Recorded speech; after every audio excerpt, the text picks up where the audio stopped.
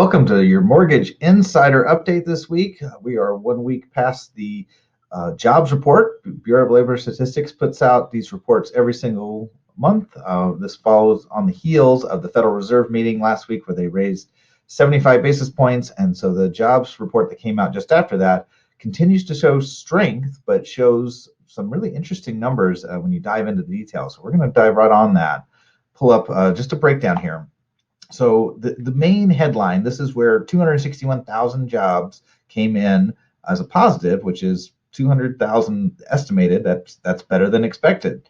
But they get these reports as a model. Okay, so one of the things that added to that jobs report was 455,000 people due to a birth/death modeling. It has to do with the number of people in the United States. So if they have this adjustment here and there's no real context for it, it does appear that this adjustment shows that that's where all the positivity came from. So the other report, the actual report where you get the unemployment rate, went to 3.7%, up from 3.5%. This is where they actually phone call surveys, and they survey households, and they make phone calls and get folks their updates through that method. You have 328,000 job losses in that report. And between 45 and 54, the prime earners lost 406,000 jobs. Well, holy cow. At the same time, less people participated. So there was a loss in jobs and a loss in labor participation. So in total, it came out to be a 3.7% increase, or 3.7% in the unemployment rate. So what is that really going to mean? It gives the Fed ammunition they need to keep raising come December. So we're not out of the woods yet. Now this week, we do have a CPI report.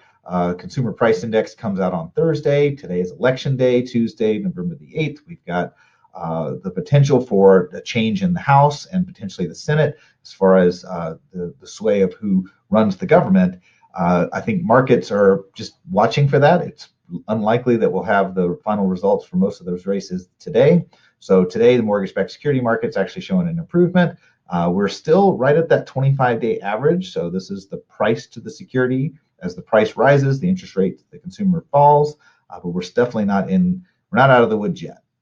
Now, if the markets perceive the elections as a positive, if the Republicans end up taking both this House and the Senate, that could be a positive thing for the stock market, and it could be a positive outlook for the bond market. But really more important than anything else is this Thursday's CPI report.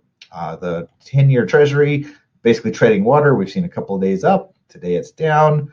Not a lot to report on. So we're hoping that we'll get new news on the CPI this week if the CPI can show a reduction. If inflation can take the curve and start to show the downward trend, it is going to take a couple months in a row before the Federal Reserve is going to make any adjustments to their policy. Right now, their policy is to raise rates. So we're looking for a cold winter out there. It looks like it'll be another couple months before we get a turnaround. Unfortunately, that is the news for this week. Take care.